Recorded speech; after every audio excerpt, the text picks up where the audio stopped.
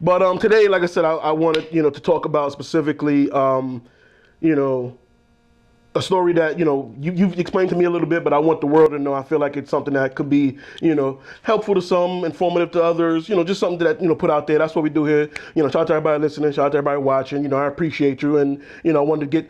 I know that my channel has been a little more male centric. You know what I'm saying? So I definitely wanted to get some more women's stories in here and get the women's side on things and stuff like that. So this one is definitely going to be for the ladies. But hey man, like I always say, listen.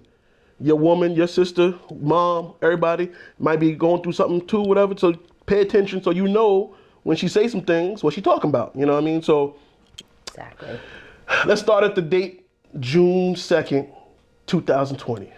Greatest day of my life. What happened on that day? 8:53 a.m. See the exact time. I had Soren. A challenge to get him even created, right? But a blessing to have had him on that day. So how was that moment? Before we go to the backstory, how was that moment specifically? That day you said 8:53 a.m. 8:53. That moment, you hear the note, you hear the tears, you hear the crying. I waited for it. How long was the? It probably took him a few seconds to actually cry. I had a C-section, so there's a lot going on, and I could feel the pressure of them removing him from me. So once I knew that, I was like, okay, I'm like counting down to hear the actual cry. And it was like so beautiful that I was crying. I instantly had the tears coming down my eyes, and I was like, I wanted to peek over the little thing that they have covering. I wanted to see so bad, but it takes them a few seconds to kind of like wipe them off. So they did lift him up and was like, here he is. And, right, get a little peek. And yeah, that was it. They didn't hand him over to me, which I think I was upset about. But they wrapped him up and gave him to his dad. So it was just. I got to see him, and I just kept looking at him like, oh my God, like I really had a baby. But also frightening because it's like he's here now. He's here now. It's reality. It's girl, you got work to do. Right, got a whole person responsible for time. So that day, here he comes. My life changed so much. So I went from being a single individual that had to worry about nothing but herself and a dog to having to worry about me, a human being. Thank you. And a dog, like not a baby I could give back at the end of the day. Right. And shout out to your dog Al. He was part of the family as well. Yes. You know what I'm saying? We all miss him. Yes. He stayed around long enough to make sure his brother came. That's right. That's right. He had to make sure you wasn't alone. Because he was. How old was Al? 13. Yeah, and then dog years. That's a lot. That's a lot. We never going to especially for a big dog like himself. So, yes. So hold on, we talking. But we talking. I gotta. Hey, look, light. Oh, you want to take you somewhere? Where we going? Light. All right, but I gotta do the show. Where we going? All right, let's go somewhere.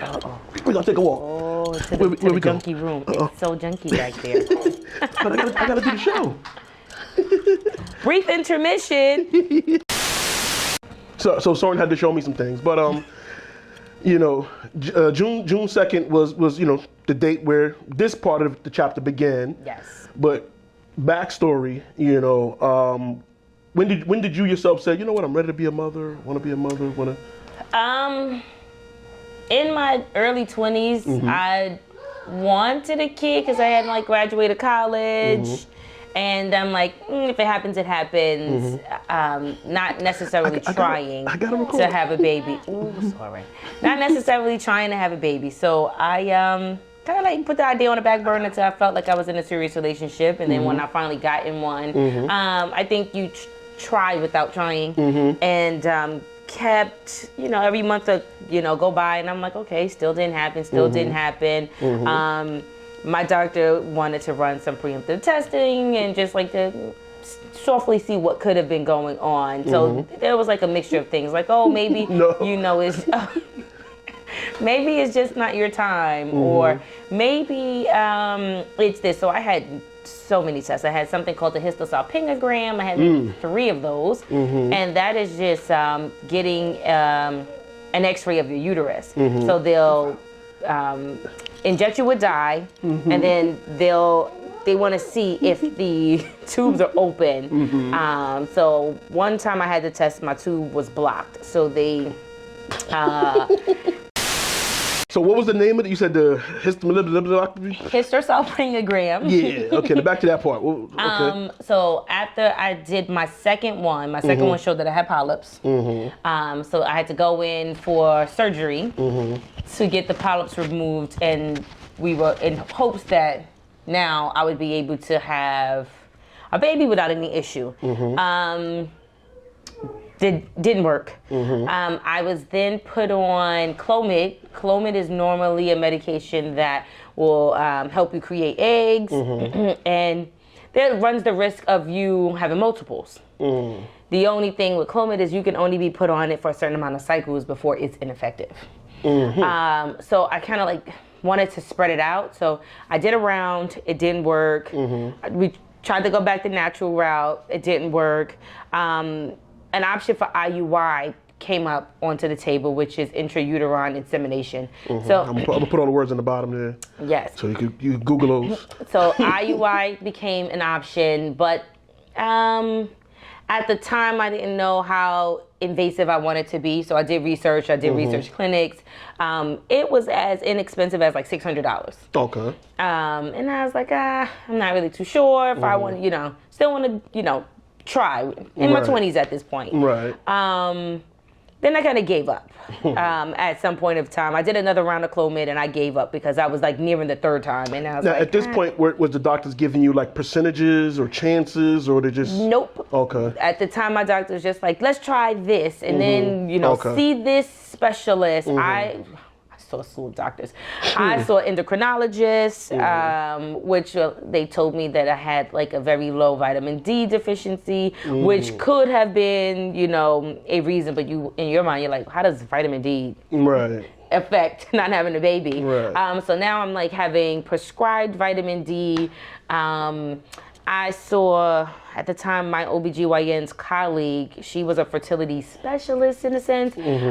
So she had me come in to do some like random testing, like blood works in labs and things as such. And she then had, well, it's hard for men. Men don't want to believe that they could potentially be the issue.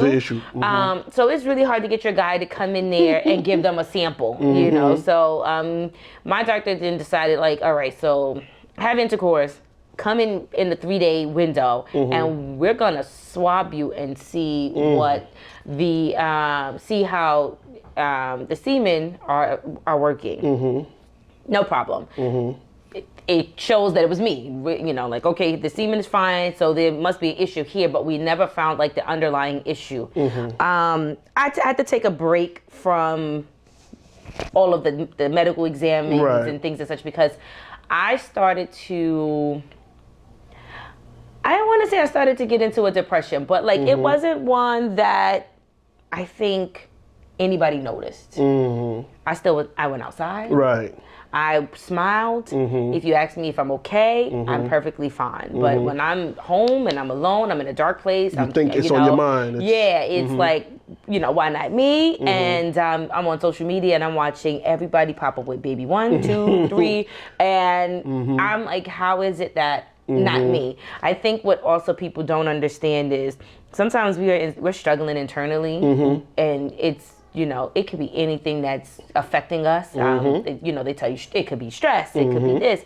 And everyone that I encountered would ask, why don't you have a baby? What you waiting for? And people approach the conversation that way. Yes. Not knowing if there, if there is a problem or could there be a problem, not even thinking about that. Just what are you waiting for? Why are you not doing it? Like you should have one already. Yes. And that's social interaction. It's just, so what are you waiting for? Yeah. And it becomes. And you're not waiting, you're trying. You know that, but they don't know, nor do people care really when, and I'm guilty of it sometimes too. But people just, just come right out and say, you're up there 9 days, why aren't you having, people just think that's a great way to start a conversation. you know, and yeah. I think it hit me one day. My mom and I were at work, and someone she grew up with came to my department, and my mom happened to come upstairs to see me. And the lady was like, "Oh, girl, how you doing? And how many grands do you have now?" And I looked at the lady and like, how does that even become like the first question you ask after how are you doing? Right. And my mom was like, "Oh, none." And she was like, "Oh, I have 3. I just had one." My mom's aura just changed drastically. She seemed down. Right. Like, you know, right. And shout out to my godmother. You know, I already know. I can picture that how that went. So yeah, I could definitely see that. Her demeanor changed. She seemed sad, and then she kissed me and was like, "I'm gonna go back to my desk." Right. When I knew that it was affecting my mom, I was like, "Okay." So it's not just me. My mom really wanted a during that grand time. Were you talking with her about that you were trying and the things you were? No, because she was one of those people too that was asking like, "So when you gonna baby? When you gonna ask?" So you really didn't discuss it with nobody. No, I was kind of like internally dealing with the idea because you don't want to come off as like I can't. I'm one of those doers. I will try anything and everything. I will do it myself. So to come off as one of those people that like this simple thing, like what should be so simple, Right. I can't do. Life. Yeah. Like right.